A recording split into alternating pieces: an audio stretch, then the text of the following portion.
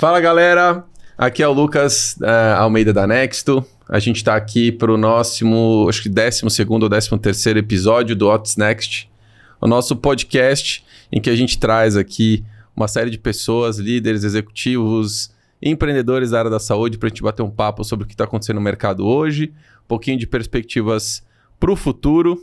Hoje, nosso convidado é Bruno Farias de Souza, né? Tem o D, né? Exatamente. Isso, tem um D no meio. Boa. Eu não sabia. Quando eu tava escrevendo aqui, eu não sabia se tinha o D ou não. Daí eu falei, dá uma procurada no LinkedIn, porque eu sabia que era Bruno. Tinha o Farias, tinha o Souza, mas não sabia se tinha o D. Certinho. Bruno, ele é Chief Product Officer, é isso? CPO e cofundador da NeoMed, uma das startups que está revolucionando aí o setor de cardiologia no país, usando um monte de coisa. A gente vai falar um pouquinho mais a respeito. Mas, Bruno, primeiro, obrigado pelo convite, obrigado por estar aqui. O Bruno é um grande amigo, obrigado por estar aqui mais uma vez.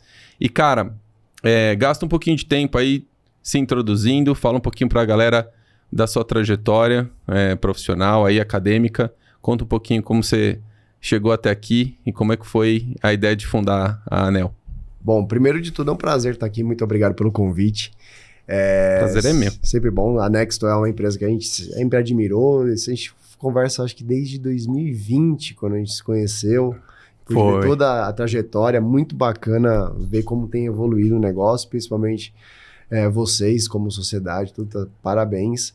Bom, falando um pouquinho de mim, eu não sou médico, eu nunca tive nenhuma interface com a área da saúde, até estava com o Thiago Ligori, que foi seu último convidado, coincidentemente foi convidado do nosso Cardiacast. Ah, legal.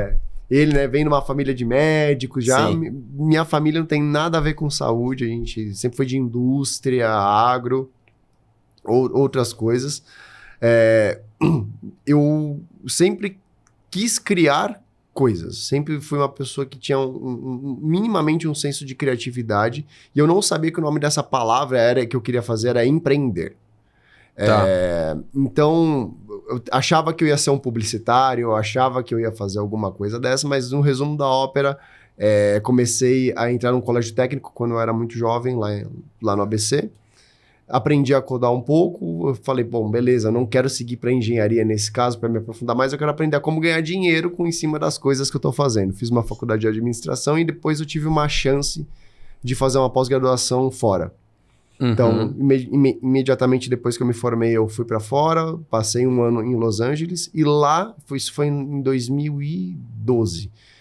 E lá eu tive contato com Lean Startup, com o Business Model Canvas, Blue Ocean Strategy, coisas que eu olhava e falava, meu, que legal esse negócio, né? Então eu não preciso ter zilhões de dinheiro e uma cacetada de um business plan totalmente bem feito, de 100 e cacetada de páginas, para começar algo. E aí eu percebi, bom, que eu quero realmente Aliás, aprender. nem é bom ter isso, né? Porque vai mudar tudo em um mês. Exatamente. Ou até o primeiro cliente, né? E aí, bom, quando eu voltei pro Brasil, tentei fazer algumas coisas, inclusive com o nosso amigo Vinícius, o Vinícius Mairink, lá do Rive, que se tornou um dos meus melhores amigos. E eu fui trabalhar que se tornou um fundo de Private Equity Venture Capital chamado Movile. Lá atrás era uma empresa de soluções de aplicativos para celular. Então, na época, a Movile recentemente tinha comprado o iFood. Isso daí, o iFood eu acho que fazia na época 10 mil pedidos por mês. Hoje eu acho que faz isso segundo. Então, vi toda essa escalada, né, do mobile no Brasil. E em 2017 eu tive a chance de voltar a estudar. Eu sempre gostei, né? E aí fui fazer um curso de Stanford no Brasil. E lá eu conheci o Gustavo, que é o meu sócio. E a gente teve uma ideia de trabalhar com inteligência artificial, a princípio, para o pré-laudo de Holter, que é um exame que faz 24 horas de traçado. Resumo da ópera, ninguém quis comprar esse negócio.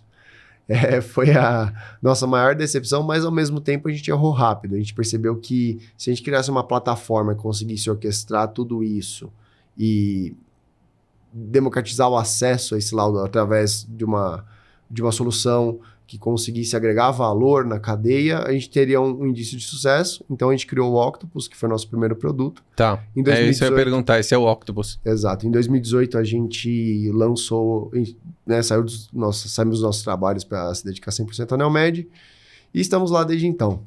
Já são 6 anos aí nessa trajetória. Caramba, que legal, meu. E essa era uma coisa que eu não sabia, e eu ia perguntar até como é que você e o Gus se conheceram. Então foi através do Ignite, né? Exato. Legal.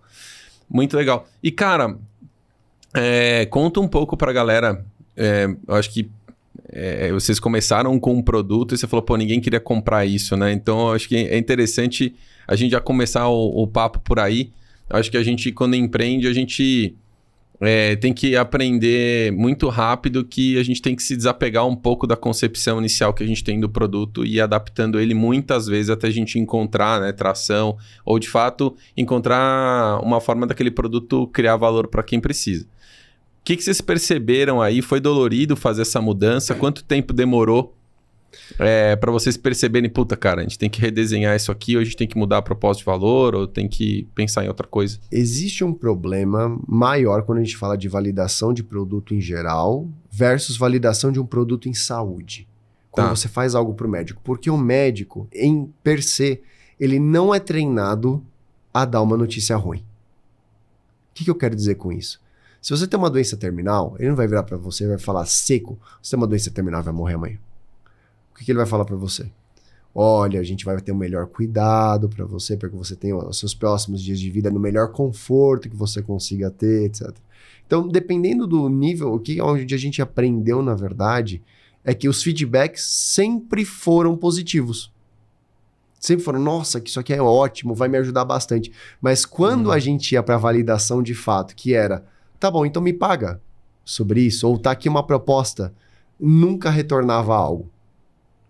Então, o que a gente aprendeu, na verdade, sobre isso tudo, nessa adaptação, foi que alguns modelos, alguns playbooks que existem de validação, por exemplo, você pode ler o Inspired lá, que é a Bíblia, é o meu livro de cabeceira sempre, né, do Martin Kagan, ele fala sobre você fazer demos, etc., tentar, enfim, fazer N artimanhas que você não consiga, para você conseguir validar que aquela necessidade existe. Mas eu percebo que na saúde ainda existe um gap que é o feedback honesto. Não que ele seja falso, perdão na palavra, mas de fato mais duro, que você consiga ter essa sensação. Então, o que a gente fez? A gente, mesmo sem ter um produto, a gente foi vender isso na rua. E a gente viu que ninguém queria comprar aquilo. Você acha que isso é uma cultura só da classe saúde ou uma cultura mais geral no Brasil?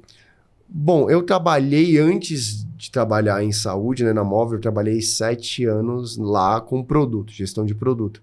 Eu te falo que é mais, pelo menos assim, do que a gente trabalhava lá com o setor, que era setor financeiro, com delivery, operadoras, etc. Eu percebo que isso é muito mais aflorado em saúde do que nos outros setores.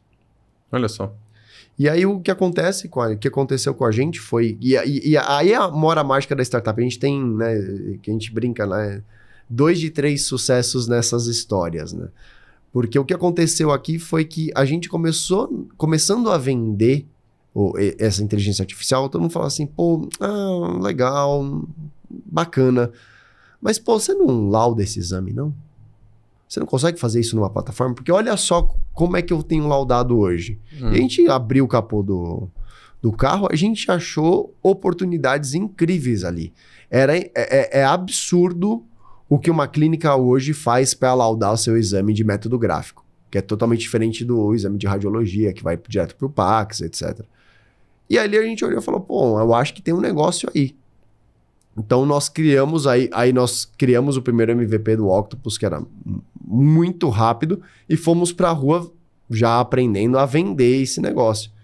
E acho que foi em 3, 4 semanas a gente vendeu o primeiro case. Que legal.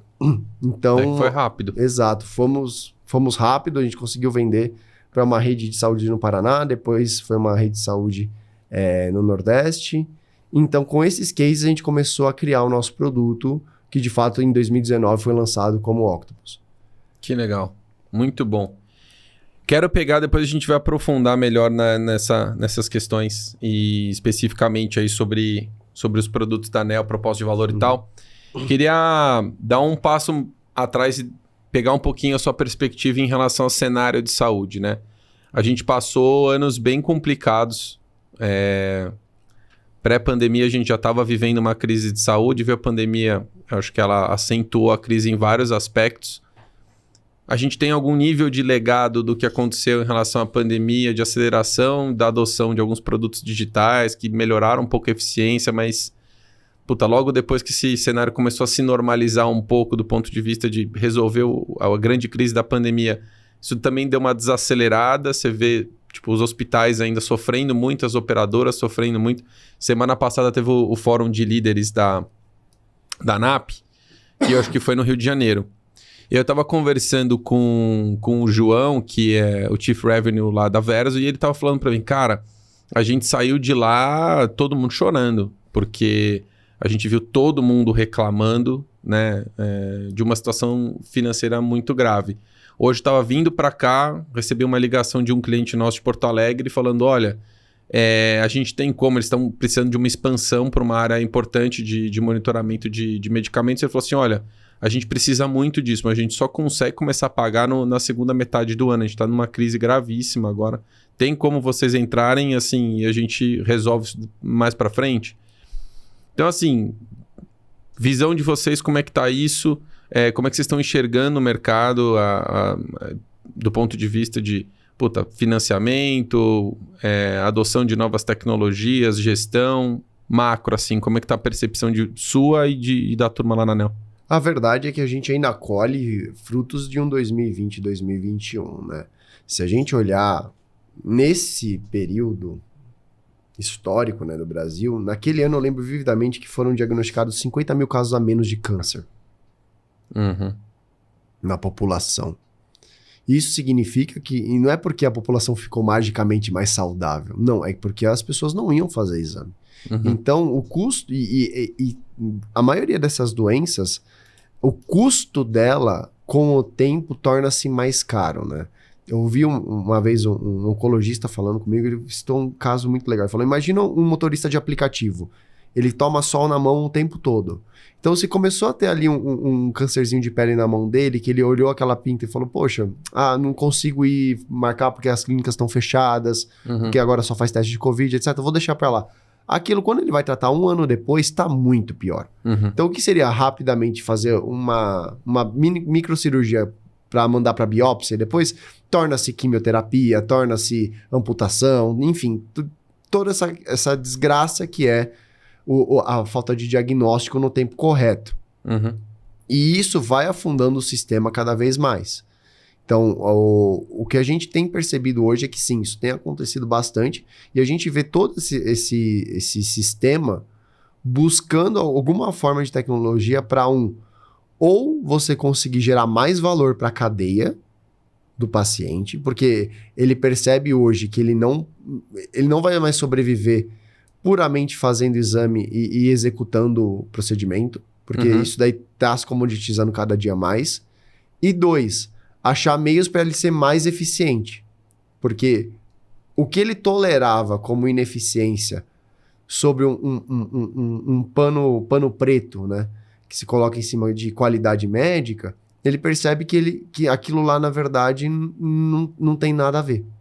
Ele começa a perceber que ele precisa sim ter tecnologia, ele precisa sim automatizar processo, ele precisa sim medir melhor a sua produtividade para que ele consiga dar essa guinada, que senão, de fato, se continuar assim mais 3, 4, 5 anos, o bicho vai pegar.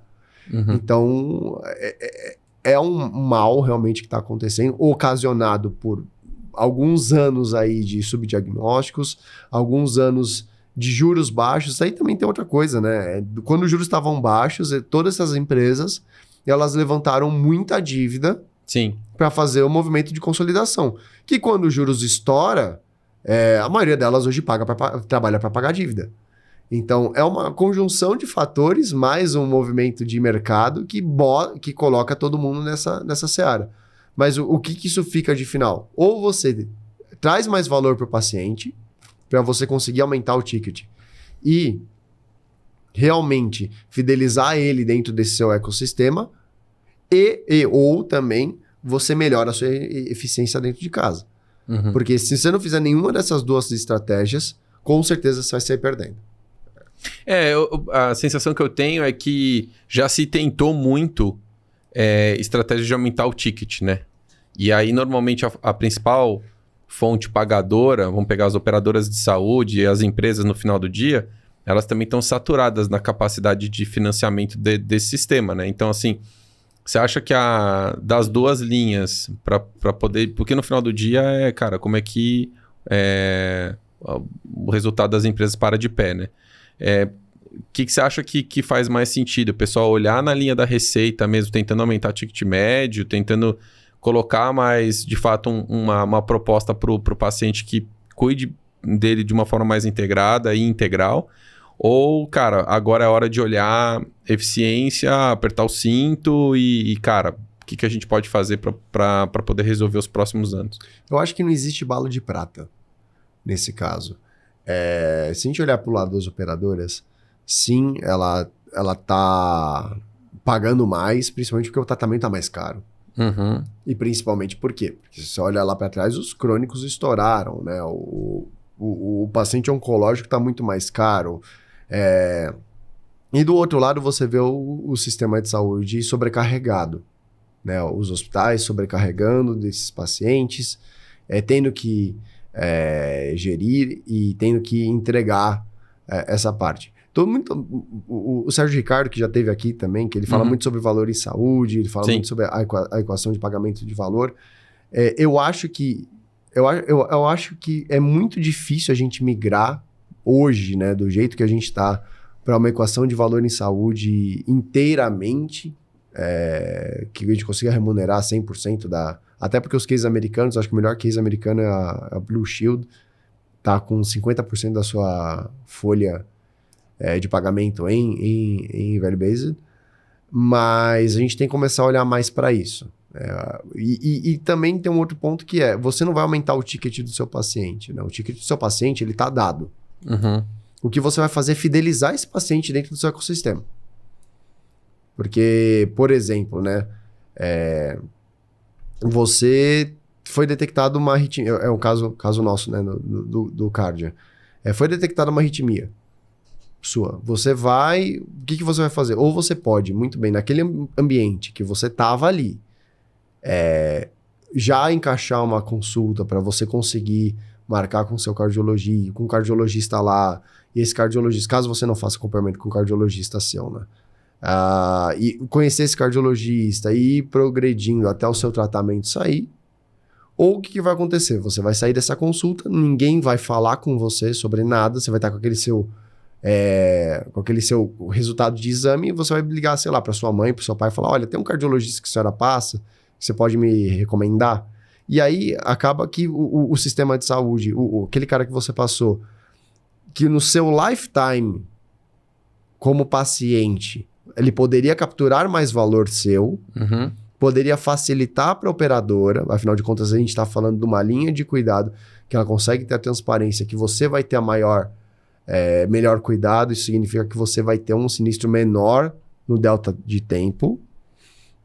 E com isso, o seu ticket dentro desse sistema de saúde acaba sendo maior porque você tem mais cuidado sendo traçado do que puramente o tirador de exame, um tirador de exame, executor de exame e de cuidado ali na ponta, né? Então, que é mais transacional. Né? Exatamente. Então, quanto mais estratégico é a identificação desse paciente, o que esse paciente tem e como você pode fidelizar ele dentro do seu ecossistema de saúde para que os próximos passos dele ele tome lá dentro, é bom para as duas partes. E aí esse ecossistema, Bruno, você acha que ele necessariamente tá dentro de uma única empresa? Porque, assim, nem toda empresa vai ter capacidade de cuidar de todos os cuidados, de ter linha de atuação de todas as especialidades, fazer diagnóstico, ter hospital, etc.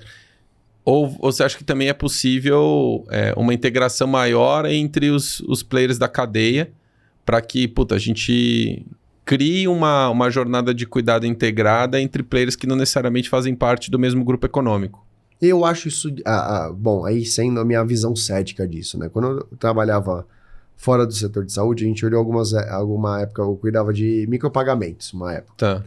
Então, eu tive uma pequena experiência em fintech que era muito mais simples você orquestrar, por exemplo, o Open Finance. Porque você tem 3 estruturas. Você tem aqui um grande pool de pessoas físicas querendo transacionar, e PJs também, vamos colocar esse povo aqui. Você tem os bancos querendo intermediar querendo gerar crédito, querendo escoar esse crédito e querendo fazer as transações, e o Banco Central aqui em cima, olhando e orquestrando isso aqui.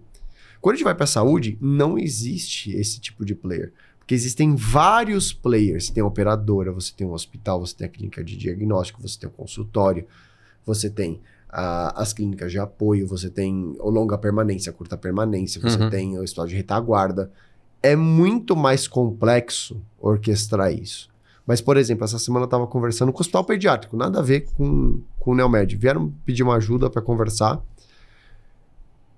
Um hospital pediátrico interessante, com uma operação enxuta, mas nunca tinham olhado a jornada da criança dentro do próprio hospital. Então, falando disso, né, não necessariamente a gente precisa ter um hospital grande como... enfim, Einstein, que consegue fazer tudo para ter essa jornada. Mas dentro da tua jornada, daquilo que você se propõe a fazer, que é bom, como por exemplo essa parte. A gente estava conversando sobre jornada com eles, é uma coisa interessante. Eles nunca tinham olhado para a mãe. Antes da criança nascer, geralmente você precisa marcar uma consulta. Eu falo isso, né, porque eu sou pai, eu vou ter meu segundo filho agora.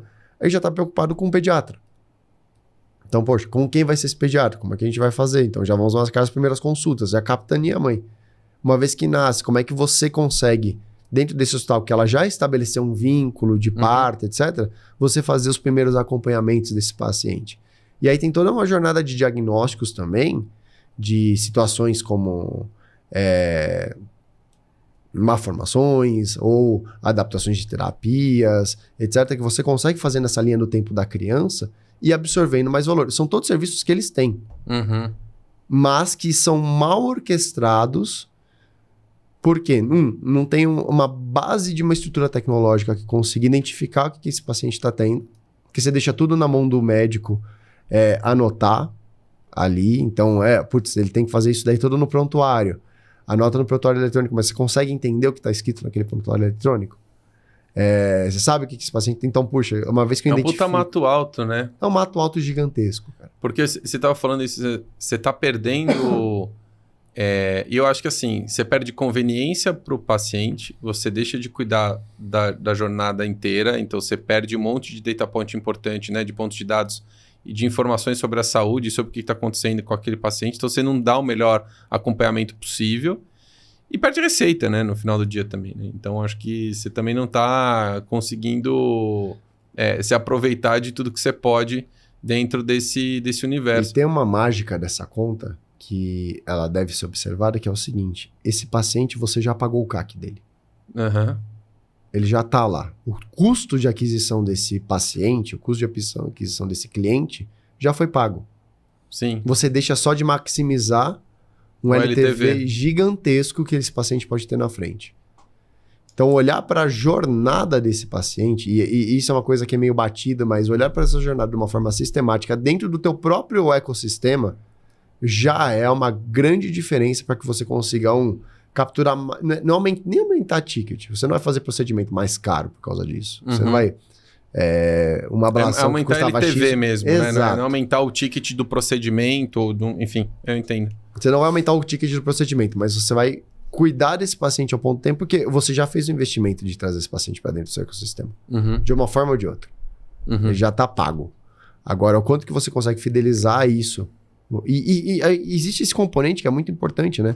Saúde é algo emocional também. Você estabelece um vínculo.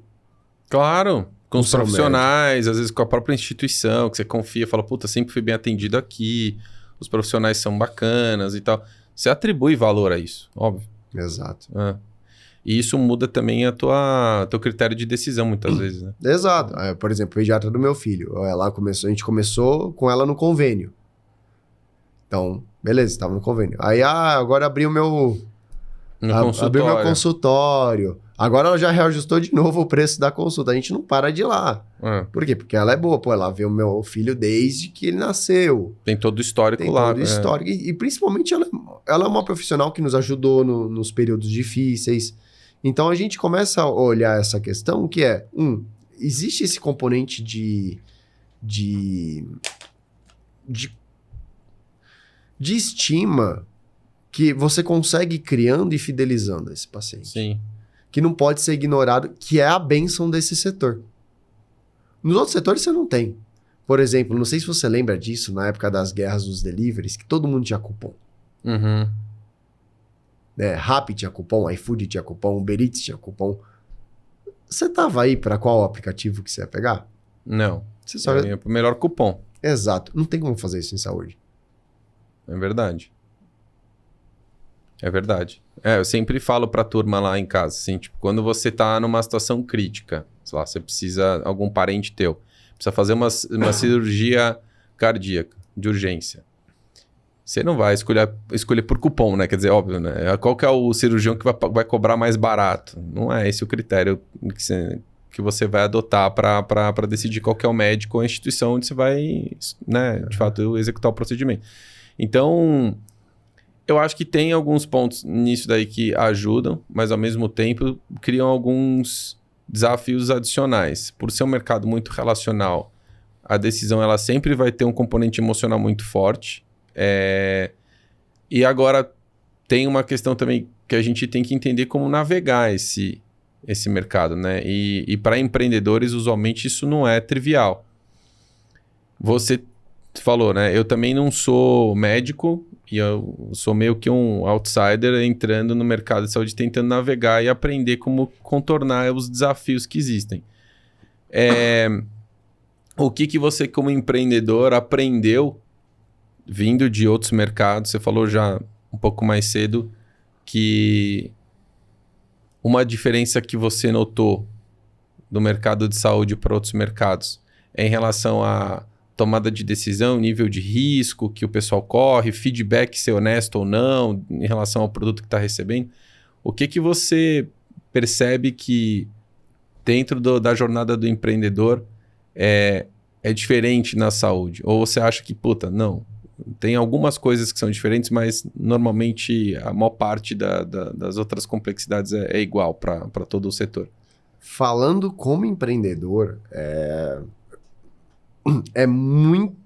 é bem mais difícil você empreender em tecnologia em saúde do que em outros setores. Perdão aí os colegas empreendedores de outros locais, por favor, com todo respeito a vocês, mas aqui o jogo é mais difícil sim. E quem fala isso não é só eu, não, é o Bessemer. O Bessemer Venture Partners, que eu acho que se você espirrar na minha frente, você vai levar uns 3 textos do Bessemer para casa para dar uma lida. Porque é o seguinte, o Bessemer ele é um fundo americano que já investe em saúde há mais de 30 anos. E ele finalmente criou um repositório dentro do Atlas, que é o repositório de conteúdo deles, falando assim, olha, a gente investe em Health Tech há mais de 30 anos. É assim que roda, que roda o negócio. Os ciclos de venda são muito mais caros e são mais longos do que em outras indústrias. Por quê? A gente não é sensível à mídia. Uhum. Então, se a gente está falando de um SaaS, como por exemplo a Toast, ou o Pipefy, com todo respeito ao Leslie Pipefy, pelo amor de Deus, o cara é um gênio. Mas ele consegue criar conteúdo de uma certa forma, ele consegue criar uma mídia de certa forma que ele consegue alavancar o seu growth. No nosso caso, a maioria das vendas para... E aí a gente tem que quebrar um pouco o que é health, né? Health a gente fala que é um setor gigantesco, mas que na verdade ele é uma junção de milhares de pequenos setores. Uhum. Então, justo. Exatamente. Se a gente olhar só o nosso setor, a gente está falando aqui de monitoramento, e toda a parte de fármacos, a gente está falando de diagnóstico, que já é um subsetor dentro da parte de saúde. E a maioria dessa venda que você vai conseguir, você não vai conseguir fazer ela por inbound. Uhum. Justo. Por uma trava comportamental, por uma trava geracional e que muitas vezes a maioria dos investidores brasileiros não entendem. Eles vão te comparar com um par. Então, se você é um SaaS convencional, né? Exato. Se você é um SaaS, para não falar nenhum nome aqui, se você é um SaaS, eles vão te comparar com a Salesforce. Se você é um Tech-Enabled Service, eles vão te comparar com a iFood. Mas não tem nada a ver uma coisa com a outra. Então, por exemplo, Concordo. o CAGR que você vai ter de saúde, ele é menor sim do que um par de outra indústria. Porém, o LTV que você extrai por cada cliente, ele é bem maior do que outra indústria. Porque também tem um outro componente dentro de saúde, que é a fidelização. Uma vez que você está dentro da complexidade, a gente vê algumas coisas, por exemplo. O que a gente vê no mercado como um todo?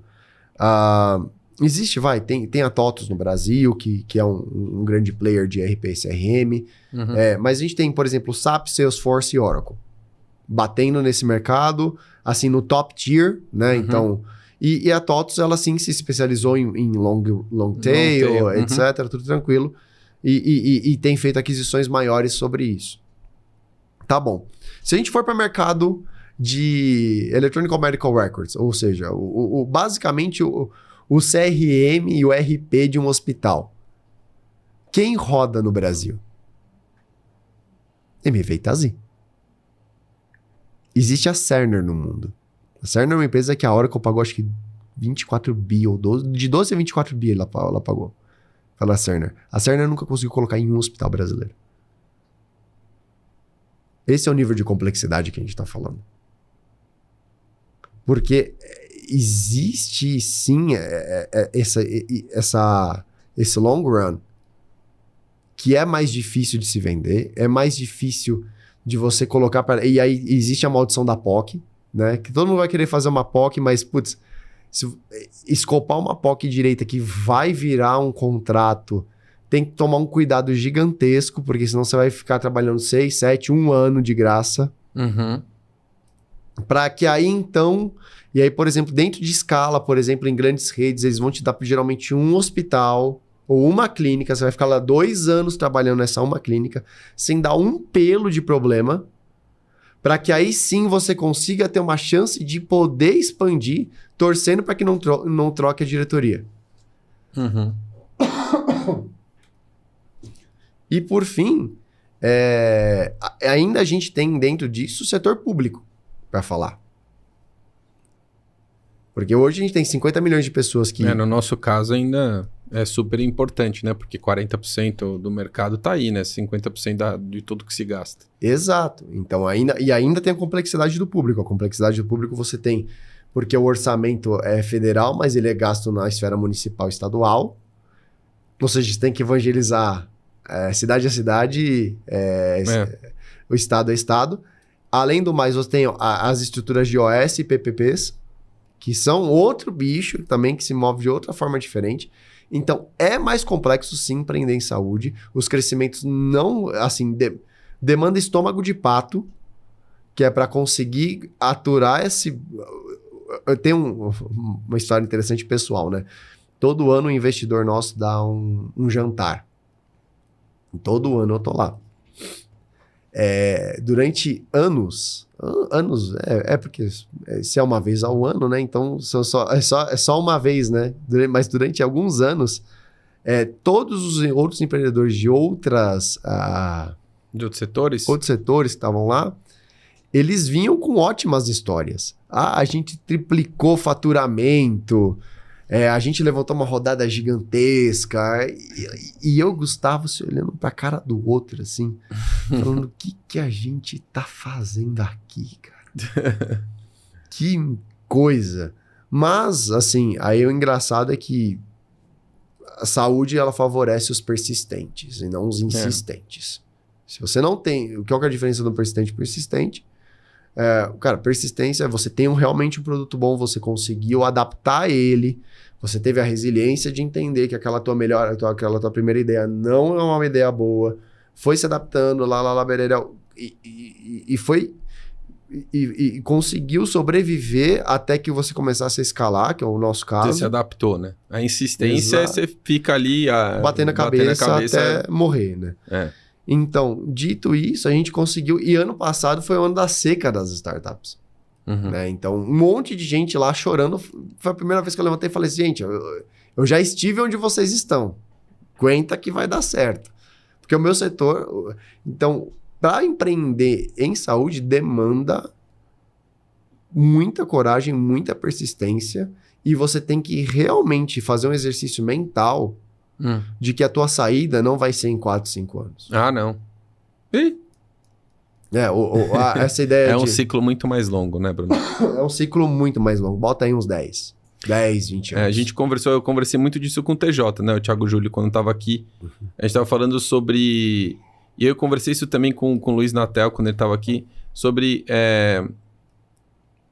o quão paciente tem que ser o capital.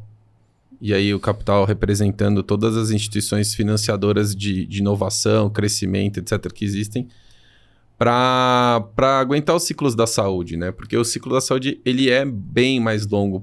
Eu conversei isso com a Ju Caligiuri, que também esteve aqui. Ela falou assim, poxa, porque a gente estava falando um pouquinho, né, da dificuldade de você gerir e administrar uma companhia que é listada em bolsa, aberta, e que, portanto, tem que demonstrar seus resultados trimestralmente para os acionistas. E ela está pressionada por indicadores financeiros que normalmente não traduzem a realidade e os ciclos que a saúde exige para que você consiga ter retorno financeiro, né, relevante o suficiente para aquele pool de acionistas. Né? Então tem um pouquinho de alinhamento de expectativa de prazo e retorno, e isso é setorial. E na saúde eu concordo contigo que é super diferente. Mas, cara, com todos esses entraves, percalços e dificuldades, a Neo é uma empresa que, cara, tá crescendo, todo ano tem novos clientes, logos importantes, tá aí cada vez mais sendo reconhecida nacional e internacionalmente. Cara, dá para se dizer que vocês aprenderam a navegar esse setor, né? Não é trivial, mas vocês aprenderam a criar um mecanismo de crescimento. Conta um pouco como foi essa jornada e o que vocês descobriram que funciona para vocês. Bom, primeiro de tudo que a gente... Obrigado pela parte de reconhecimento nacional e internacionalmente. Porque é verdade, né? Não tô mentindo aqui. Muito obrigado. A parte que a gente fez, eu acho que o que a gente sempre teve na cabeça é que dentro da nossa esfera, da onde a gente está hoje, que é saúde, não adianta falar. Existem grandes contas que gerem 50% do volume de exames ou volume de diagnósticos do Brasil, e os outros 50% está pulverizado em zilhões de clínicas e hospitais. Então a gente teve que ter um entendimento. Eu vi isso daí uma vez, quando eu estava lá nos Estados Unidos, a gente foi analisar o case da Twilio. Uhum. Quando eu estava na Móvel, e a gente teve a oportunidade de conversar com o Brian, que era o cara de expansão lá. Ele fez um gráfico que era sobre receita da Twilio. Então ele falava que 50% da receita da Twilio vinha de 20 mil clientes. Uhum. E os outros 50% vinha de 5. Uhum. Só que ele olhava e falava assim, qual que é o grande lance aqui? O que a gente fez de segredo? Desses grandes clientes, a gente tem customização.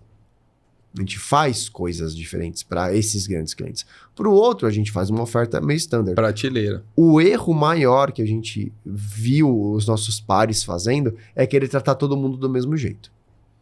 Inclusive quando a gente fala de gestão de produto e de negócio. Porque, por exemplo, vamos falar aqui, por exemplo, do Fleury, que é uma conta que nós trabalhamos lá com eles, ou, por exemplo, Pardinho, Dasa. Cada um desses caras, eles cresceram tanto numa época tão difícil do Brasil que não tinha software para eles. Não tinha uma Cerner que bateu aqui e falou, resolvo tudo. Não resolvia. Cada um desses caras teve que desenvolver o seu próprio software. Solução é dentro de casa, né? Exato. E elas são extremamente diferentes uma da outra. Se eu não crio uma área de professional service que vai lá dentro desse cara, entende o que ele tem de estrutura, para a gente poder integrar, para a gente conseguir entregar valor para aquela vida que vai passar lá na frente, não vai rolar. Então não dá para você ser tão purista. E e acho que é o único conselho que fez sentido para esse setor quando a gente ouviu, quando a gente falava de gestão de produto, porque se você olhar o clássico não, você não pode mexer, não faça customizações, etc. Tenta replicar o máximo possível. Exato, mas tem coisa que vai ser, assim, o core, muitas vezes você não vai mudar mesmo. Mas você tem que estar disponível e disposto a fazer, né, concessões e adaptações de produto, ou integrações, ou alguma funcionalidade específica para atender esses big players. Exato. Por exemplo, se você ler o S1 da Twilio, que ela submete para fazer o IPO, 30% da receita da Twilio na época vem do Uber. Aí você fala, poxa, o Google não faz isso. Cara, quem disse? O Google faz zilhões de customizações e integrações para os maiores players de advertising. Para subir, sei lá, 5, 6, 7, 10 mil criativos em campanha. É a gente que não vê. A gente que não tem 100 milhões de budget, né? De mídia. Às vezes a gente quer ser. Às vezes eu vejo que o pessoal quer ser tão purista ao ponto de ignorar esse fato e aí vai se pagar assim, um pênalti lá na frente. Porque 50% da receita de qualquer empresa vai vir de 5, 6, 7, 10 clientes. E o resto vai vir do long tail. E eu tenho essa discussão. E eu achei muito legal você ter trazido isso, porque eu tenho essa discussão muito dentro de casa, do ponto de vista estratégico mesmo, com os meus sócios, com, né, o Antônio, o Matheus e com o conselho, que é o quanto é que a gente tem que, de fato, tá disposto a sair um pouco da prateleira, né? A gente tem um foco hoje em atender key accounts, então... Hoje, na maior parte dos nossos clientes são clientes de saúde de grande porte, por várias razões. E durante muito tempo a gente se questionou, poxa, mas qual que é o risco de concentração de receita que a gente está exposto por a gente ter focado em grandes contas, né? E como é que a gente também está exposto ao risco de mercado de fatores macroeconômicos externos ou até microeconômicos, mas assim, que estão externos à companhia que podem afetar a nossa geração de caixa, a nossa geração de receita ou crescimento. Mas, ao mesmo tempo, tem um ponto que você disse que eu acho que defende um pouco essa tese, né? Que é o mercado de saúde, normalmente, ele é mais fiel ao seu... Por isso que ele demora muito até para escolher os seus fornecedores e parceiros, mas ele normalmente tem um LTV grande, tem um prazo de contrato. Nosso churn é baixíssimo. Na saúde, ele é praticamente zero, para não dizer que é zero. Então, assim... Você cria fidelidade a longo prazo. LTV normalmente é muito maior, que foi um dos fatores que você citou aqui também.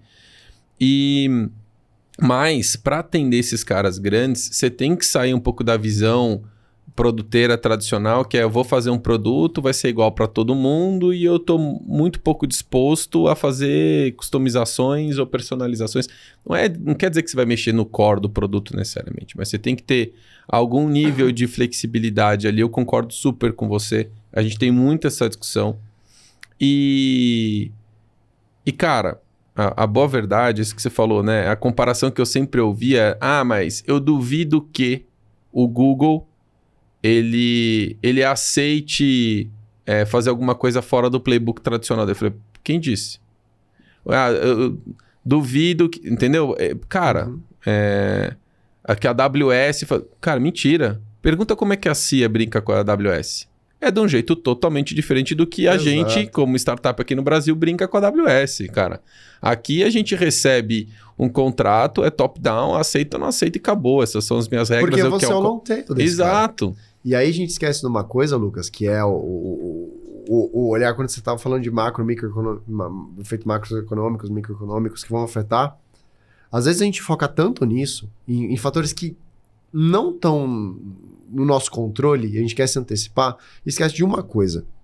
O setor de saúde, as grandes empresas, historicamente, surgiram tantas clínicas, tantos hospitais no Brasil como um todo, que ele teve que se agrupar. Então ele passou por... Hoje, o setor de saúde, as empresas de saúde, elas crescem puramente por via inorgânica. Então você pode ver que mesmo até os juros estarem do jeito que está hoje, eles compravam quase um hospital por semana, um hospital por dia. Uma clínica por dia. Então, você teve, por exemplo, a Apvida fez tanta consolidação, comprou o hospital em Joinville, comprou a São Francisco. Interior de São Paulo. Exato. Fez o M&A, comprou Goiânia, comprou os hospitais em Goiânia. Enfim, tem a Apvida hoje no Brasil todo. Fleury comprou clínica, a DASA, então, nossa, a DASA comprou diversos hospitais. Então, se você não tiver disposto a entender, não é nem a fazer um novo playbook, mas adaptar o teu playbook para essa realidade, a realidade de SaaS americana, a realidade de SaaS brasileira é completamente diferente. Por exemplo, você vai vender para SaaS para comércio. Se você entrar em concessionária de carro, você não tem hoje, por exemplo, a Pavel comprando outras concessionárias de carro. Você não tem um grande movimento de M&A da Volkswagen comprando a rede de distribuição da Ford. Não faz o menor sentido isso em outras indústrias. Mas a nossa cresceu por M&A. E eles vão continuar crescendo por M&A, porque é o jeito... Porque a guerra é por leito, a guerra é pelo número de assistência. Porque você não vai conseguir aumentar o faturamento de um hospital está diretamente ligado ao número de leitos. O faturamento de uma clínica está diretamente ligado ao brick and mortar que ela tem, que é a capacidade máxima que ela consegue atender aqueles pacientes. Ela precisa de mais espaço para conseguir atender mais. Por mais que você esprema todo mundo, por mais que você consiga ser ótimo no turnaround, etc., uma hora ou outra você vai precisar de mais recursos. Sim. E aí você vai ignorar essa conta? Não tem como. Não tem como. E você falando assim, o crescimento orgânico, se a gente olhar também o tamanho de mercado de saúde, por mais que o nosso mercado de saúde, do tamanho dele, ele é gigantesco, né? Eu acho que, se eu não me engano, ele ainda é o terceiro do mundo. Mas, cara, a gente ainda tem uma dificuldade de acesso muito grande e a gente tem uma dificuldade de financiamento muito grande e ele também não cresce absurdamente. Assim, é meio que um mercado que, tipo, de rouba-monte, né? Tipo, eu tiro de alguém... É meio que mercado de telecom, tudo bem, ele cresce, mas assim, no limite, assim, as empresas projetam um crescimento roubando carteira do outro. As operadoras é muito assim, você fala assim, você pegar o crescimento orgânico ano a ano de número de pessoas que usam saúde suplementar, cara, não é um crescimento absurdo. Cresce, mas não é absurdo. Bateu 50 milhões de vidas. Então assim, tipo, cara, não é um negócio... Então assim, cara, para eu poder crescer a uma taxa que eventualmente o mercado financeiro me exige, eu preciso roubar de alguém. Eu preciso comprar alguém, né? Então aí faz todo sentido o que você tá falando. Cara, muito legal. Brunão,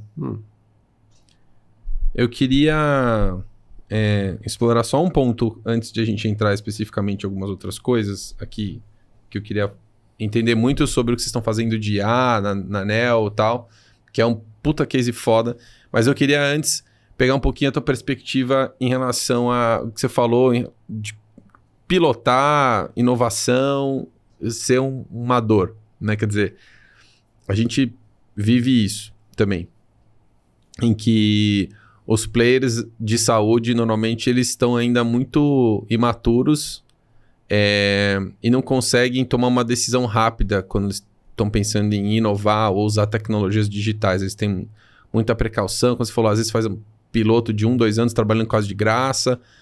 Para, às vezes, mudar a diretoria, você vai ter que trabalhar mais 1 ano para provar que, de fato, é um negócio que já está mais do que provado. Tem, né, todos os dados estão ali disponíveis, mas ainda assim existe muita resistência.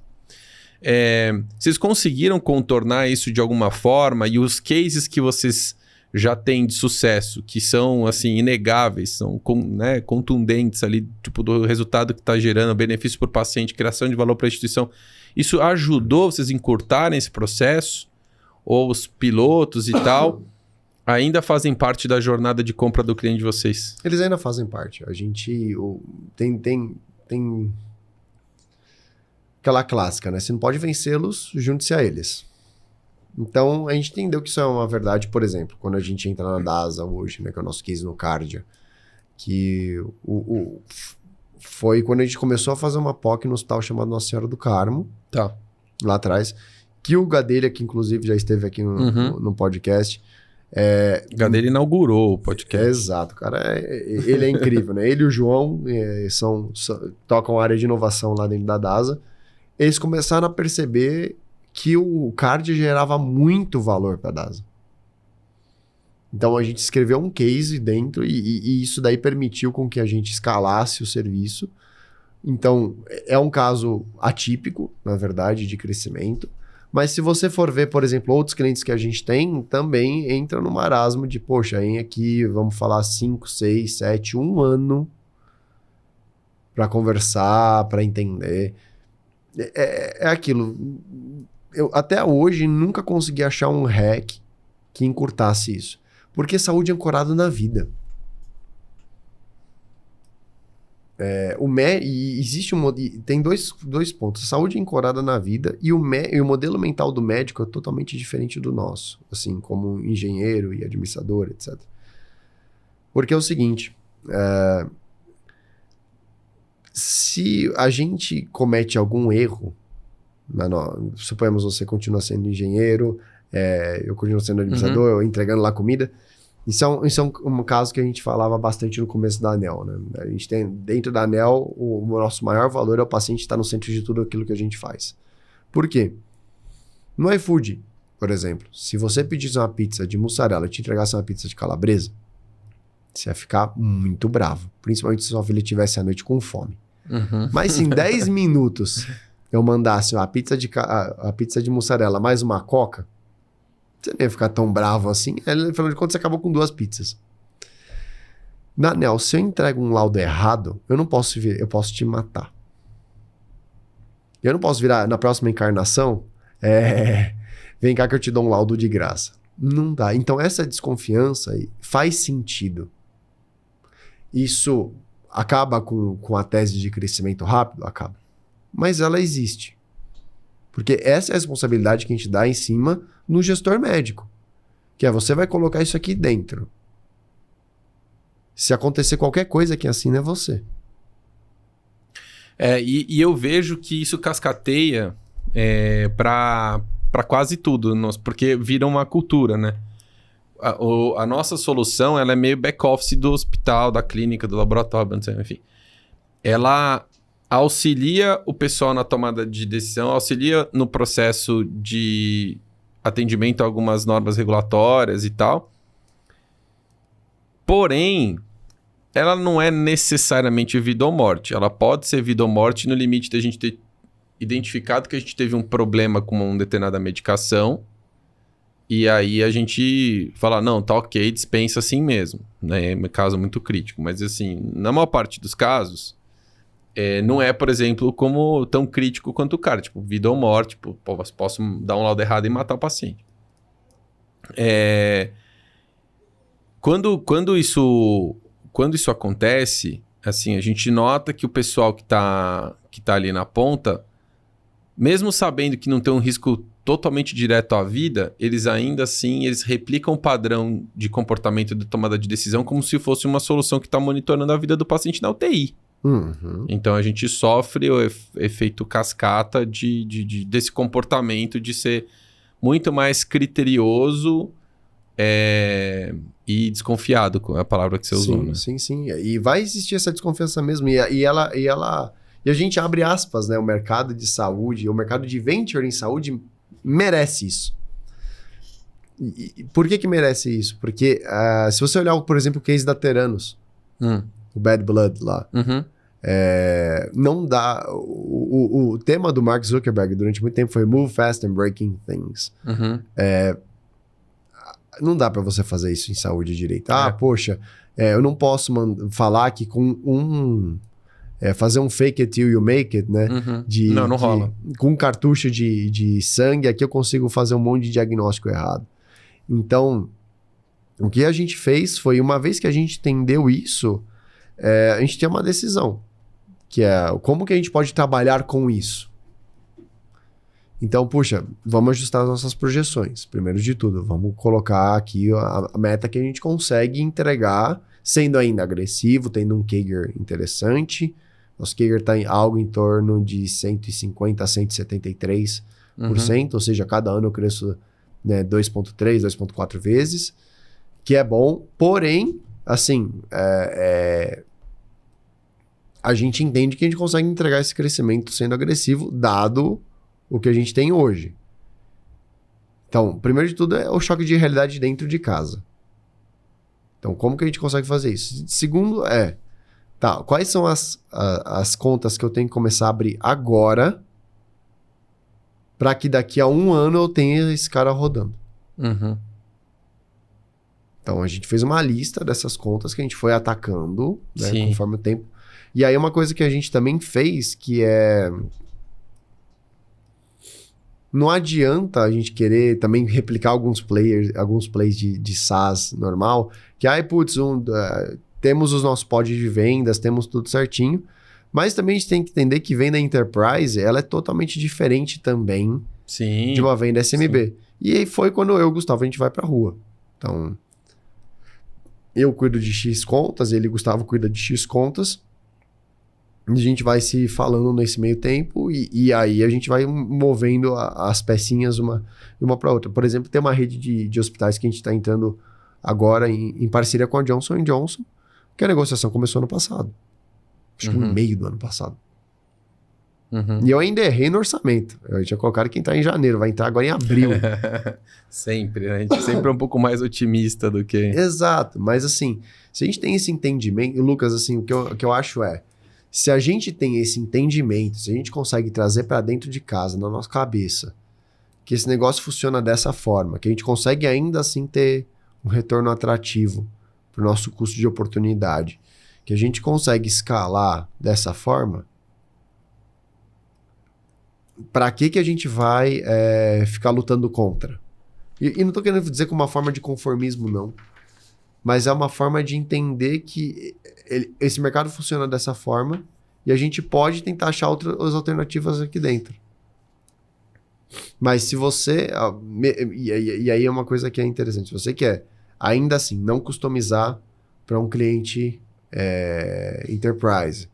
Se você quer colocar lá para a máquina do seu BDR, para o seu SDR, uma conta do tamanho da Redditor, por exemplo. Ou Einstein, ou Sirio. Aparentemente não vai dar muito certo. Mas eu tô tentando. Vai ser difícil. Já é quase um axioma, sabe? Brunão, eu queria pegar e pular um pouquinho pro case específico da Nel. E eu acho que o jeito acho que mais fácil, se puder contar um pouco pra gente, eu acho que pra turma que tem uma galera que assiste que é empreendedora, às vezes de saúde ou não, e tem muita gente que é da área da saúde aqui. Então tem muito médico, tem muito enfermeiro, enfim, tem muita gente de farmácia. E essa galera normalmente tem muita sede de ouvir cases legais, porque normalmente estão mais distantes acho que desse núcleo de inovação, empreendedorismo de tecnologia na saúde, do que a gente. Então, conta um pouco do que vocês estão fazendo, conta um pouco como é que vocês estão usando inteligência artificial no Cardia para poder salvar mais vidas ali na ponta. Acho que é legal trazer um pouco desse contexto do que vocês estão fazendo e o impacto que vocês estão gerando. Se quiser falar um pouquinho da Nel também em números, tipo, quantas pessoas estão atendendo, um pouquinho o tamanho de vocês hoje, também é legal pra galera ter um pouco da dimensão. Bom, a NelMed hoje ela é uma empresa que ela está em quase 1.000 hospitais e clínicas no Brasil. A gente está hoje, há 6 anos, já impactou 1,4 milhão de vidas que estão passando nas nossas plataformas. E, bom, falando um pouquinho de como que o Cardia começou, o Cardia ele começa numa necessidade nossa também da gente ter acreditado muito no mercado de venture e também acreditado muito naquele investidor que não é da saúde. Que ele falava assim, não, você tem que ter um playbook, um job to be done, não pode ser multiproduto, tem que ser monoproduto. E a gente já estava com o Octopus rodando nas clínicas de diagnóstico. E o que aconteceu em 2020? as clínicas de diagnóstico fecharam por causa do Covid. A gente Ninguém viu mais saía de casa para fazer diagnóstico. Exato. E quando saía era para fazer teste de Covid. Sim. A gente viu o nosso faturamento, Lucas, cair 96% em 2 meses. Aí bateu um Nossa, pânico. imagina o desespero. Não, horroroso, né? E a gente tinha feito uma rodada, a gente estava apontando para fazer uma rodada Série A naquela época. Todos os term sheets caíram, que a gente tinha. Então já estava planejado aquilo, já estava acertado com alguns fundos. Uhum. Tudo caiu. Aí o que a gente faz? A gente reduz time, a gente corta salário. E aí a única coisa que a gente viu foi que os hospitais estavam abertos ainda. Aí o Gustavo, que é médico, me arranjou um mini estágio, uma residência dentro de um hospital de um amigo dele, que tinha uma ala de cardiologia que fazia um método gráfico, né, que é o ECG. Eu falei, pô, o que a gente pode fazer com o ECG para esse povo? E eu fiquei lá um mês indo, né, no ápice do Covid, com medo desgraçado, Nossa. mas entendendo como é que era aquilo. E ali a gente viu uma grande oportunidade na cardiologia, que era, um grande problema hoje em um hospital ou em uma rede de atenção primária, você não tem um diagnóstico cardiológico na hora. Por quê? O médico, você já parou para pensar o quanto que a gente é covarde com o médico, às vezes? Por exemplo, você é engenheiro, você lembra de mecânica de fluidos 1? Bem pouco. Eu não lembro, cara. Você lembra de magnetismo? Eu não lembro. Mais eu lembro de fazer isso elétricos. aqui. Da Só lembro disso, né? Eu tinha que fazer assim, assim. Cara, e a gente exige que o médico que esteja hoje de plantão lembre na forma do eletro da perna da bailarina, que significa uma arritmia de Wolff-Parkinson-White, que é algo super específico, que a pessoa pode ser candidata a uma ablação, mas aí o médico olha lá, bate o olho e fala, vai de alta de Marevan. Olha o que a gente pede pro médico, cara. Entre uma vomitada no pé, né, de uma criança que acabou de chegar, um idoso que se quebrou em casa e uma pessoa com uma crise epilética. Tá chegando no PS. Só que o que acontece é que aí a gente foi ver e cavar o problema gigantesco da doença cardiovascular no Brasil é que 1/4 da população brasileira é cardiopata. E as pessoas, elas estão vivendo mais. Quanto mais elas vivem, mais arritmias elas vão ter. Por isso que a gente olha e vê que a cardiologia se torna a nova oncologia, nesse sentido. E aí, quando a gente se interna dentro desse hospital, a gente começa a ver os fluxos, a gente tem a ideia de fazer o cardio. Porque a gente percebeu que esse eletro, ele não era diagnosticado, que é o primeiro exame que você faz quando você chega com uma dor no peito, alguma coisa. Ele simplesmente era olhado ali pelo médico, o médico, né, tava no plantão, aí 90 e tantos % dos hospitais brasileiros não tem um cardiologista de plantão. Só tem 15 mil cardiologistas no Brasil para uma população de 205 milhões de pessoas. 70% dessa força está localizada no eixo Rio-São Paulo. Rio-São Paulo-Paraná. Então você tem um apagão de cardiologistas da doença que mais mata no Brasil, que é o infarto. E a segunda doença que mais mata é o AVC. Só que 20% dos AVCs hoje são causados por uma doença chamada fibrilação atrial, que é uma arritmia. Que quando não mata, maltrata. Né? Sempre tem aquelas sequelas de AVC, que é a doença mais incapacitante. Então a gente olhou isso e falou, pô, como que eu posso ajudar esse médico a ter esse laudo rápido? Ele saber o que está acontecendo com aquele paciente rápido, ter esse exame de fato diagnosticado e laudado. E a gente criou o cardio, a gente começou a ensinar E para que o diagnóstico seja feito rápido, a gente entendeu que a inteligência artificial tem que fazer parte desse sistema. Então, a gente já tinha uma massa grande de dados. Então, a gente educou uma máquina a triar esse paciente, primeiro, que ele estava normal ou anormal. Esse foi o início.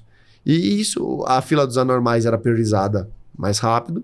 A gente recebia esse eletro, fazia o screening por AI, mandava para o médico laudava esse exame e devolvia para o hospital. Só uma perguntinha. Esse dado da curva do eletro, ele já estava disponível facilmente de forma digital para vocês receberem e começarem a tratar essa informação? Ou tipo assim, eu quero puta, preciso muito do que vocês estão fazendo, Bruno, mas o meu aqui ele só imprime no papel. Não sei, tô falando como ignorante aqui mesmo. Não, o meu eu não conecto a nada, ele só imprime aqui, o médico tem que olhar no papelzinho, porque isso é um papelzinho, né? Que tipo, tem a curva do exame. Como que foi isso para vocês injetarem esses dados na plataforma? Aí vem as dores da escala, né? Porque hoje o Card já está em 150 hospitais no Brasil. A gente começa só com eletro... Aí é um ponto, né? A gente começa só com eletro digital, que é aquele que sai... Todo eletro digital que faz o exame, ele sai em PDF. Então... Só que hoje a gente se depara muito com essa realidade, que é um parque obsoleto em diversos lugares. Então, o Card é também um aplicativo, que quando sai o hospital, ele não tem um eletro digital, que ainda aquele eletro analógico, ele tira e manda por foto. Como se fosse o CAN Scanner.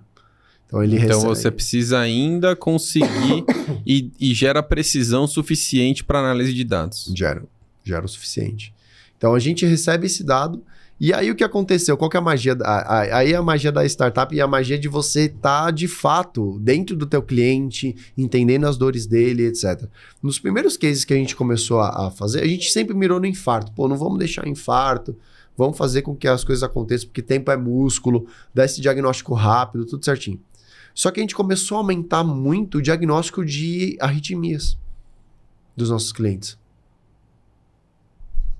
E aí é uma coisa que é interessante, porque a arritmia é uma linha de cuidado. E a gente começou a entrar dentro desses clientes e falar assim, pô, deixa eu entender como é que é esse caso. Porque o infarto, de fato, quando a gente diagnostica, você tem que tomar uma decisão em minutos. Você vai para uma linha de intervenção, né, de você fazer lá um cateterismo e uma angioplastia, ou você vai correr tenecteplase ou teplase, um medicamento que é o fibrinolítico, que é como se fosse um diabo verde pro coração, né? Desentope. Você explicou para mim uma vez esse negócio. Que é super forte e se você não tiver uma medicação... exato. Não é bom correr à toa. Então, a gente faz isso. Mas quando a gente olha a linha de cuidado da arritmia, que a gente começou a aumentar bastante, tem N coisas nesse meio de caminho que a gente consegue ajudar e orquestrar. Então, o Card, ele começa dessa forma. Aí, como eu falo, né? A gente mirou no pernilongo e sem querer matou 2. Que a gente mirou no infarto, mas a gente acertou na FA. Então a gente cria mais algoritmos ainda para ser mais precisos ainda. Tanto hoje a gente tem 6 algoritmos proprietários que identificam se o paciente está com infarto, se o paciente tem fibrilação atrial, bloqueio atrioventricular total, taquicardia sinusal e se tem, enfim, algumas outras derivadas dentro disso. Com isso, a gente pega esse diagnóstico da IA, né? A gente pega esse relatório da IA, mais o traçado, compartilha com o médico ele lauda esse exame e a gente tem dados estruturados. Aí as bênçãos de se jogar, né? E tá perto e entender. A gente tinha muito dado estruturado, porque como a gente é obcecado por produto, a gente viu que o médico digitava lá em 2018 a mesma coisa 800 vezes. Então a gente padronizou um banco de laudos para ele de 150, 200 máscaras. Com um clique ele consegue... Então eu já tinha dado estruturado. Então além da AI, eu já tenho dado estruturado do meu lado do diagnóstico. Ficou muito mais fácil. E aí, por exemplo, o que a gente faz? A gente descobriu que o hospital, dentro do hospital, ele tem um problema de funil. Por exemplo, você está lá, entrou no PS. O Dr. Bruno vai te atender. Eu tenho que saber direitinho o que você está sentindo para eu bater o telefone para um cardiologista, para esse cardiologista que está de sobreaviso ir lá te ver, para quem sabe marcar ainda você para um arritmologista, um eletrofisiologista, para que aí então você vá... Tem um problema de funil desse paciente. Claro.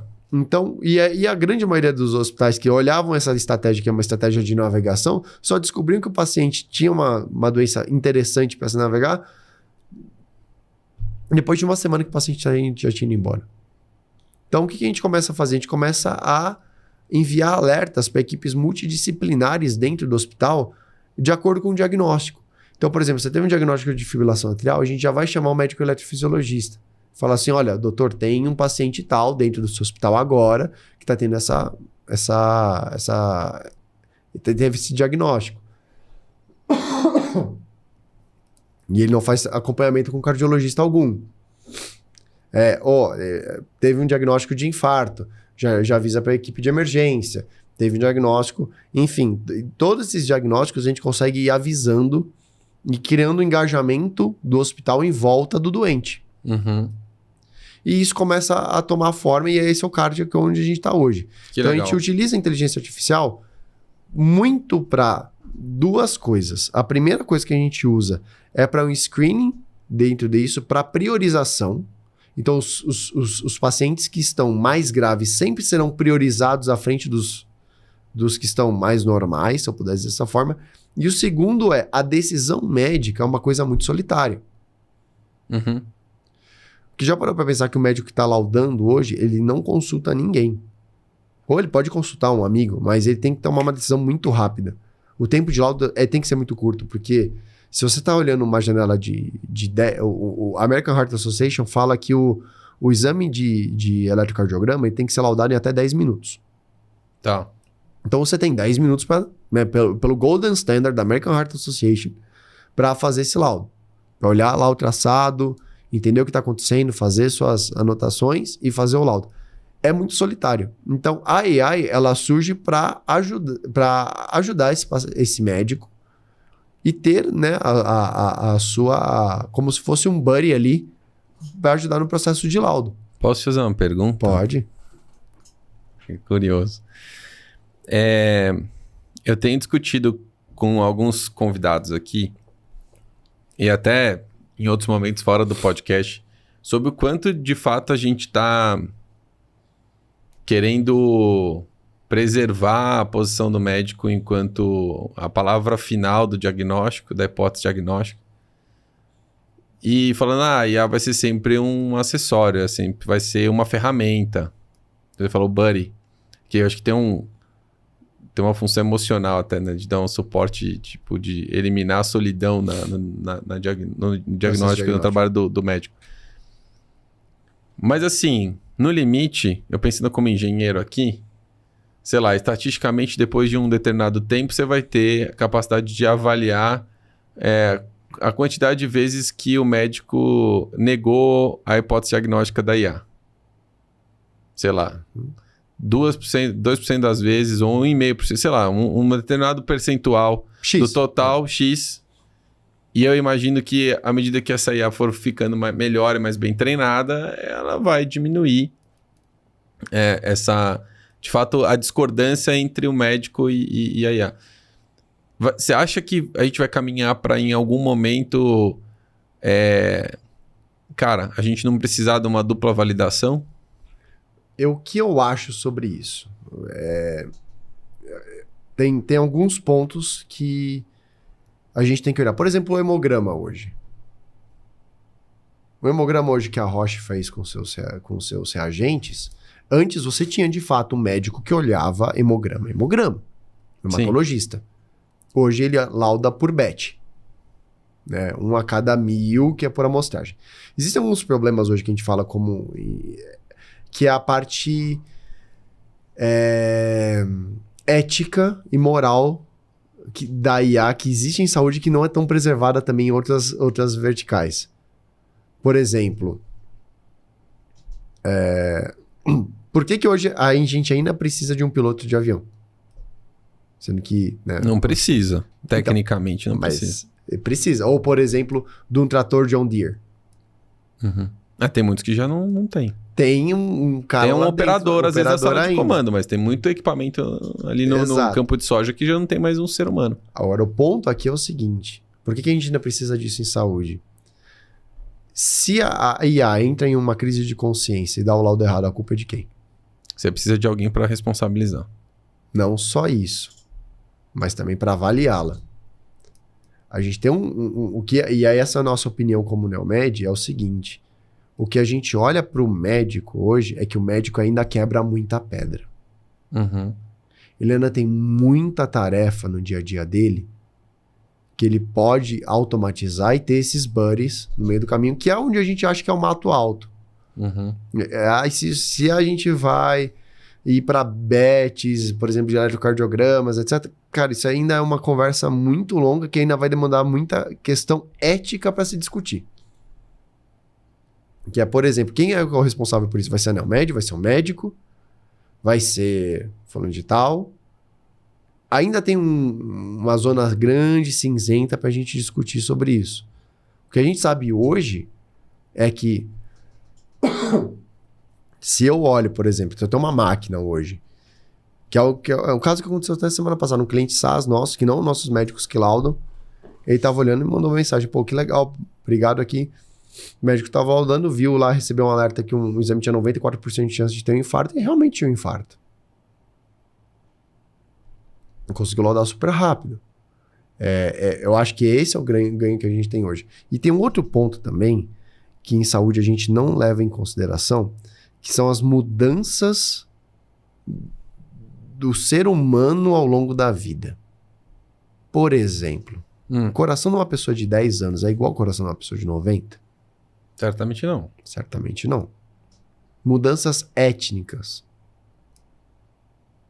também influenciam nisso. Padrões de vida. Então, uma coisa que a gente estava falando outro dia, conversando com esses investidores do Vale, etc., que a Neomed, ela tem às vezes há uma bênção em ser pobre, né? Às vezes há uma bênção em estar num país que não tem esse investidor. A gente tem que vender para conseguir, né, viver. Então, a gente, durante todos esses anos, nessas 1000 clínicas e hospitais, cara, a gente desenvolveu um banco de dados extremamente diverso de pessoas. Desde a dona Carochinha de 90 anos, que entrou numa unidade básica de saúde lá em Santo André com infarto, até um infarto outro dia que a gente pegou uma criança de 10 anos. Então, eu tenho esse dado. Agora, se eu nivelo isso e aplico a AI como um padrão para todo mundo, não vai dar muito certo. Que há a grande crise de consciência hoje que as startups de IA de fora estão tendo hoje. Que é o quê? O cara, ele compra dado, primeiro de tudo. Então ele vai lá, ele bate no MIT, bate em Harvard, bate em Stanford, bate lá no Hospital de Lyon, na França, e fala, eu quero 1 milhão de ECGs. Tá aqui, 1 milhão de ECGs. Grande maioria homem caucasiano, branco, de 30, 40 anos. Então a segunda derivada disso é, beleza, por mais que a gente chegue num lugar, você tem que aplicar um grande contexto de saúde, que talvez essa discussão a gente vai começar até agora. Mas no limite você começa a estratificar isso e tudo bem, eu acho que talvez esse dado não esteja tão estruturado o suficiente, mas assim, no limite você tem esse dado, superado esse desafio, você consegue também treinar e classificar também, né? Aí depende de N variáveis também, que é, como é que você chega a esse input desse dado? É muito difícil você standardizar isso num setor muito diverso como o nosso. Acho que tem alguns entraves. Eu tô chegando no ponto onde você tá. O ponto aqui é possível fazer? Tecnicamente mas tecnicamente assim, tem tanta restrição humano-dependente, contextual e tal, que, cara, às vezes não vale a pena. Exato, é o case do Dr. Watson. Você já vai, assim, é o ótimo inimigo do bom ali. Você já vai ter um ganho enorme de produtividade, de correção diagnóstica ou de hipótese diagnóstica, que, cara, isso já é suficientemente bom para você não ter que correr o risco de não ter o piloto no avião, entendeu? Assim, exato. Ele já vai... Por exemplo, a aviação é super segura, né? Se a gente pensar. Então, assim, ninguém duvida da segurança da aviação hoje. Lógico, existem acidentes, sim, mas, assim, percentualmente, é super seguro voar de avião. Hoje ninguém entra no avião achando que vai morrer, né? Exatamente. Então, da mesma forma assim, mas, cara, ele vai resolver 7, 8%, mas, cara, por imponderável, tem um humano ali que no final pode fazer algum juízo ou tentar alguma coisa diferente. Ou uma situação contextual que não esteja prevista. Então, não vale a pena não ter o piloto ali, entendeu? Exato. É a mesma coisa, por exemplo, se pensar. Você topa entrar num avião que tenha um piloto, mas um meio de transporte tão seguro que hoje é inassistido é o elevador. Acho que, estatisticamente, são 3 mortes ao ano. de gente que... Isso é principalmente de transporte. Mas por que por um que tem muito mais tecnologia, todo santo acidente é analisado, é feita uma sindicância, Sim. é feita melhoria sistêmica, etc, etc. Tirando o que está acontecendo aí com a Boeing ultimamente, você tem isso. E você, mesmo assim, com tudo isso, você tem esse sentimento de que eu não vou entrar num avião que não tenha pelo menos 2 pilotos, mas você entra no elevador da sua casa todo dia e não tem um assessorista lá. Então, o contexto de risco de vida influencia nisso. Então, a posição da NeoMed, depois de ter refletido muito sobre isso, a gente realmente acredita que não vale a pena hoje entrar nessa seara e entrar nessa briga, sendo que ainda há um mato alto gigantesco de produtividade médica, de ajudar esse cara. Faz sentido. Porque, por exemplo, hoje, você pensar... Você vai comprar uma briga quando você tem outras 20 mais importantes para resolver. A gente fala de cardiologia, a gente tá perto do Dante. O cara que tá saindo hoje do Dante, ele estudou 12 anos da vida dele para sair, cruzar a porta lá, cardiologista. 60, 70, 80% do tempo dele vai ser preenchendo papel e fazendo conta no Excel para poder fazer um laudo. Que a gente pode automatizar esse negócio. Sim. Não, eu entendi. Entendi o ponto. Super legal. Brunão, caminhando aqui pro final, a gente usualmente... Eu gosto de fazer uma pergunta para todo mundo que vem aqui, porque eu acho que dá um pouquinho de perspectiva pra galera de casa e quem tá assistindo às vezes no escritório também. Eu falo sempre de casa, mas às vezes o pessoal não tá em casa escutando, né? Ou assistindo. Mas assim, cara, você que tá inserido nesse mercado da cabeça aos pés, assim, o que tem te... Primeiro, animado em relação ao setor? Pode ser qualquer coisa. E o que tem te desanimado que você... Puta, isso aqui tá me broxando, eu não tô vendo evoluir, enfim. Conta aí pra galera. Eu acho que... Lucas, eu acho que... Os últimos 2 anos a gente tem feito um exercício lá dentro da NeoMed, eu, Gustavo, a Isa, que é a nossa outra cofundadora, que é a nossa... Ela é a nossa chefe, né? Ela é a dona do cofre. Então, se quer ter R$1 a mais, tem que ligar pra Isa e é ela que manda. A gente fez esse exercício e a gente parou de entrar na pilha do crescimento absurdo porque a Salesforce... Eu evito falar, eu tô usando Salesforce porque é um case muito longo e ninguém vai levar pro pessoal aqui do Brasil, né? Por que a Salesforce cresceu dessa forma e por que alguém acha que a gente tem que crescer dessa forma? Isso dá uma paz de espírito grande para a gente poder fazer aquilo que a gente tem que fazer, ainda assim, mesmo tendo um crescimento agressivo para o setor.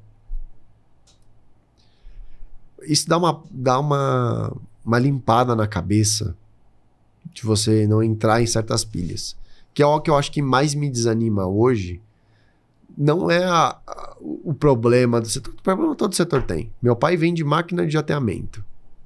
Vai ver a pica que é fazer a fábrica dele fica em Atibaia, eu acho. Fica em Atibaia e entregar uma máquina de ateamento de X toneladas lá em Joinville. Aí tem que montar, aí tem que ligar para a distribuidora de energia, porque vai puxar mais quilowatt. Cara... Tudo, todo negócio tem suas dificuldades. Todo negócio tem suas dificuldades, até funerária tem suas dificuldades. Agora, o que eu acho que deveria mudar nesse mercado é principalmente são as fontes de financiamento para conseguir ter inovação. A gente tem case, eu estava falando com o Marcos da Highlab, não sei se você conhece ele. Não. O Marcos da Highlab hoje é um dos melhores empreendedores de saúde do Brasil. Assim, eu tiro um chapéu pro trabalho que o cara está fazendo. Ele tem umas histórias muito legais que ele pode compartilhar. Eu vou guardar aqui um pouco para você entrevistar ele um dia. Tá. Que ele é bom demais. Mas ele vendeu um oxímetro uma época para uma medtech, que ele fez a pesquisa. Ele tinha 6 pessoas na empresa dele. Ele concorria com empresas que tinham 250 pessoas só em P&D nos Estados Unidos. E mesmo assim, o oxímetro dele era tão bom que ele conseguiu chamar a atenção de uma medtech gigantesca que comprou esse oxímetro dele, que foi a primeira empresa que ele fez. E hoje tem a Highlab aí que tá voando, enfim, indo para fora, fazendo um monte de coisa.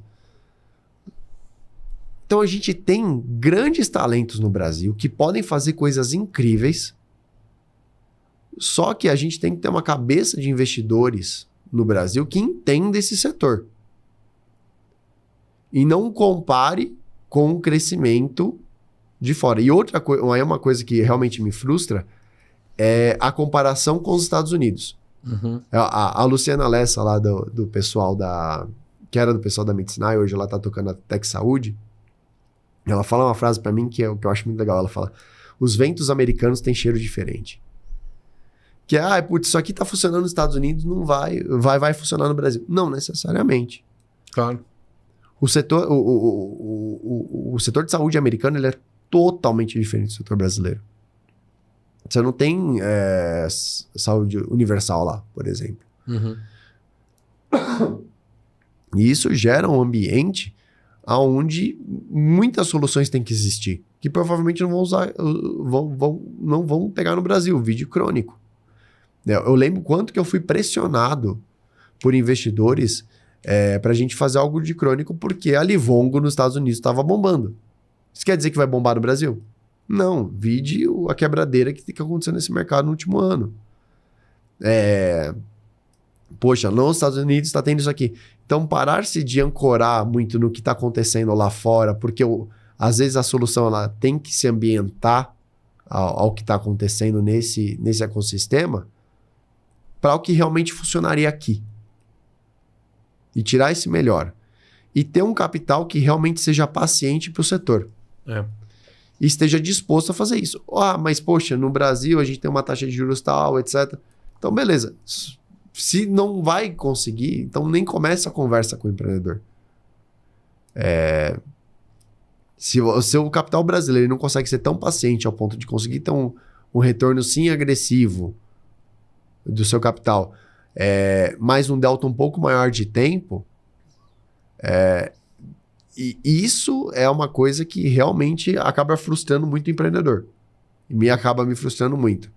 Do resto do setor, a gente já entendeu como é que ele funciona e a gente quis parar um pouco de lutar contra. Eu quis parar um pouco de lutar contra a POC, eu quis parar um pouco de lutar contra... É que você falou, né? Aceita que dói menos, porque, cara, é o que é. É o que é. Você não vai mudar isso. Você, assim, tem uma frase em aconselhamento pastoral, que na parte protestante, que fala assim: pessoas melhores que você fizeram coisas piores que você. Então, gente mais inteligente que eu quebrou muito mais startup mais rápida que eu, tentando lutar contra o establishment, que é o jeito que joga. Agora, o que eu posso fazer? Eu posso pegar isso aqui e fazer algo grande, e posso entender esse mercado e usar isso a meu favor, ou ficar levantando uma bandeira anárquica, que isso aqui tá errado, que no final das contas, quem vai se dar bem? Ninguém. No médio e longo prazo, qual que é o que tem maior resultado, né? Então... Exato. Bom demais, Brunão. Obrigado mais uma vez. Um prazer. Cara, que animal. O tempo voou. Vamos ver. Olha só. Obrigado mais uma vez por estar com a gente. Em breve, eu acho que assim, a galera vai ficar muito feliz de ouvir esse papo que a gente teve aqui. Foi animal. Eu acho que o case de vocês é incrível. E acho que as contribuições aqui vão ajudar muito a quem está de fora. Tem muita galera que está não necessariamente aqui no nosso polo de saúde, onde está tudo acontecendo, né? E que ouve esse tipo de provocação, as coisas que a gente está fazendo aqui, serve muito de inspiração e para a galera discutir, questionar o que estão fazendo em outros lugares também. Então, brigadão mais uma vez e até a próxima. Obrigado, Lucas. Obrigado, Nexto. É sempre bom estar com vocês e contem com a gente. Show. Obrigadão. Pessoal.